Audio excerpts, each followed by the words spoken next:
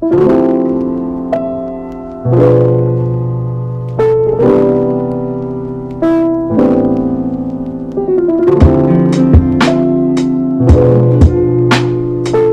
morning, y'all. Today's July 1st. It's 5 a.m. and it's my first day. Oh my gosh, I look so tired. It's my first day of residency. I will be starting in the ICU, in the NICU. I am in an Airbnb because I have not moved into my apartment yet. And I'm honestly going to just try and start getting ready now because sign out is typically at 7 a.m. for the ICU. However, I'm coming in a little bit earlier to go over some things since I don't have too much ICU experience personally. So yeah, I'm gonna go start getting ready. It's happening. That's how I'm feeling. It's happening.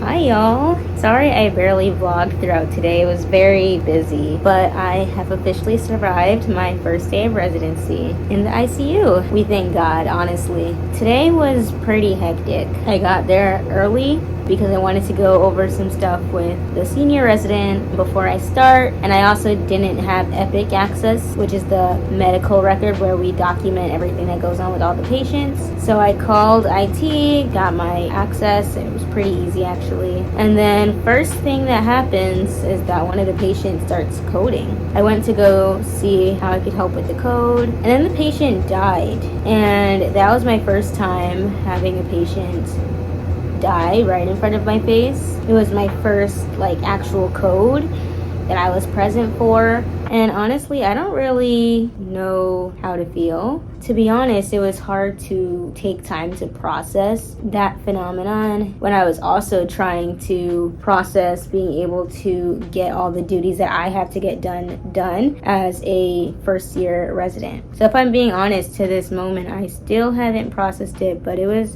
very sad. May she rest in peace. Feels weird to move on to talking about how the rest of my day went, because that was in the very beginning. I hadn't even received sign out about all the patients on the team yet at this point. I just got there early.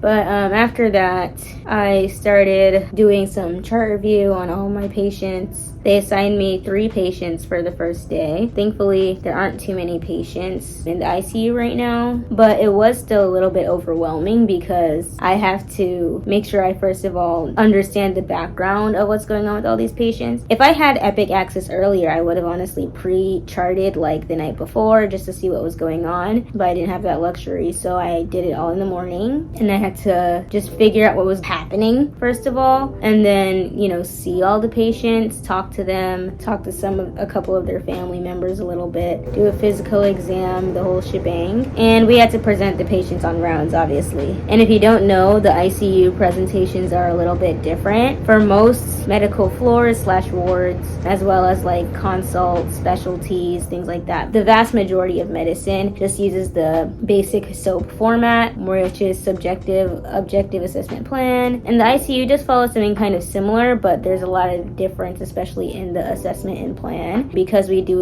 the plan by systems based. So we list out every system in the body, whether that's cardiovascular, respiratory, gastrointestinal, so on and so forth, and we have to kind of list out everything for that patient relating to whatever that organ system is, because with patients in the ICU, they have a lot of moving parts going on. It's intensive care, so we had to be very detailed. And honestly, I felt a little bit frazzled. I feel like I need to work on my organization, and it's weird because as a medical student I was relatively organized, but I just feel since there's so many more tasks I actually have to complete, I need to be better at making organized to-do lists and things like that. The second I walked out of the hospital, I went straight to CVS and I bought colored pens because I heard that's a good way to keep track of different tasks that you need to complete, because my notes were getting very disorganized. And you know, I'm learning that there's definitely a lot I don't know, which I knew coming into it, but it was kind of hard to feel like I wasn't winging it. You know, I do understand some things, but you know, there's so much more as far as patients who require ICU care and all the moving parts that they have going on, and you know, being able to synthesize all the information, keep track of every little thing they need done, communicating with the nurses, communicating with the residents and the attending. I called a consult. One of my patients needed a consult for vascular surgery. So yeah, it was definitely a day, but we survived it. It really is only up from here. And I really thank God for bringing me through. There were multiple times today where in my head I'm just like, I'm gonna crash out. I'm gonna crash out.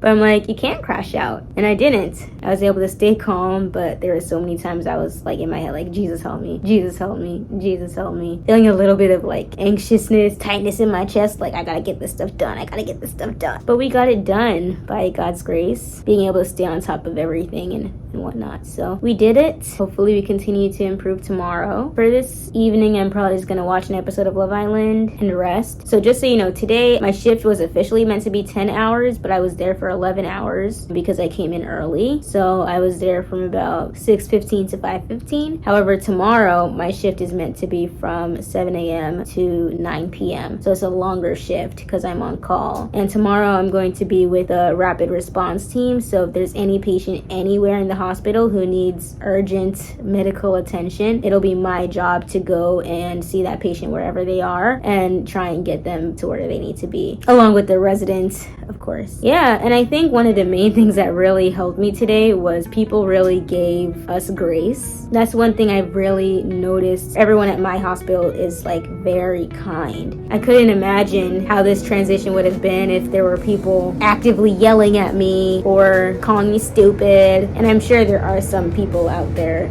experiencing that. But you know, thankfully people were patient, and all I really can do is continue trying my absolute best. And that's what I'm going to continue doing. I will see you all in the morning.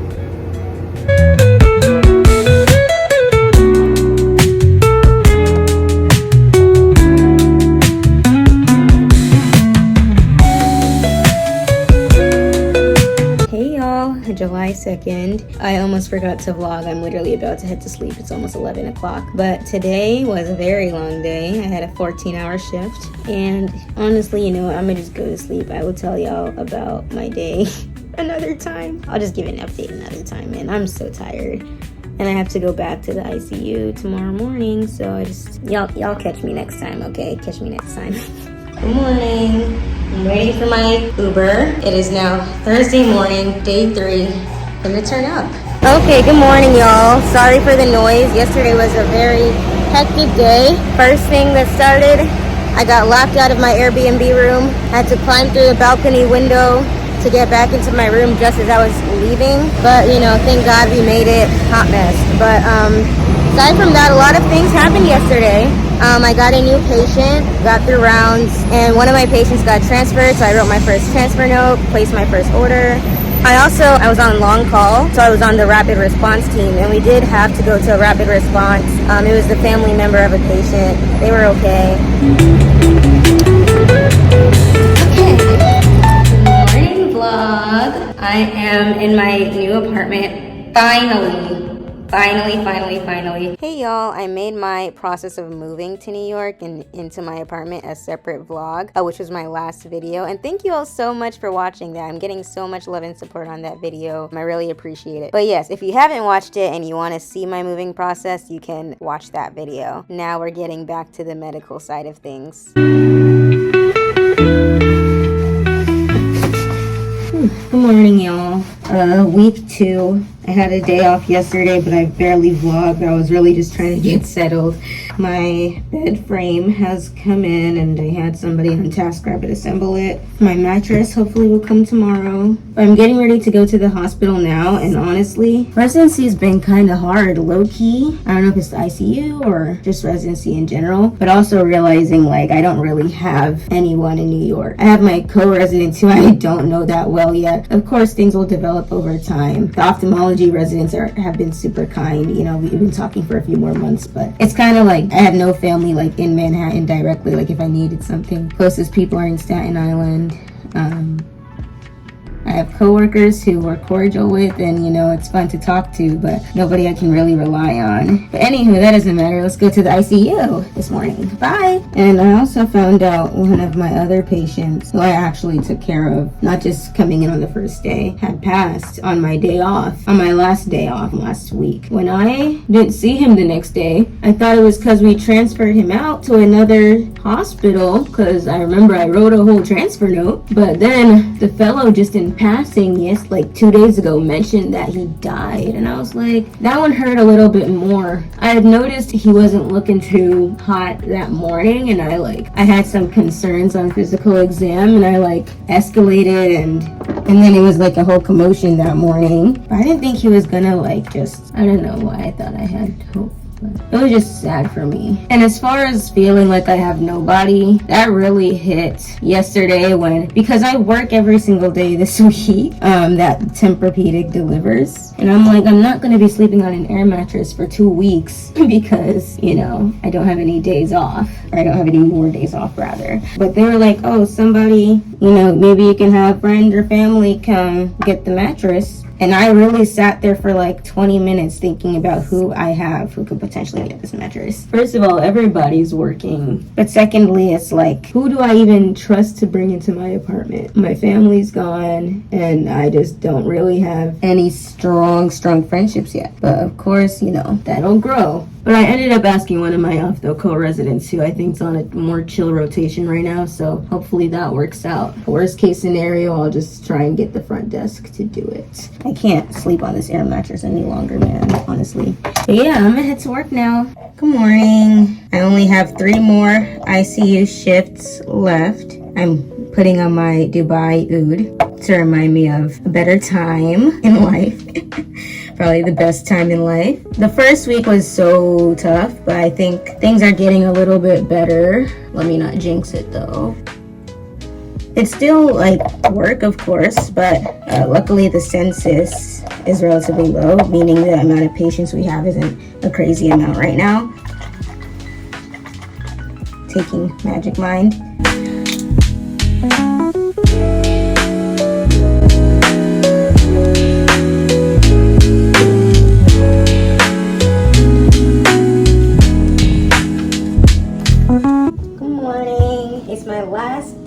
ICU, and I'm about to head to work, and it's gonna be busy, but I'm glad I'm almost done.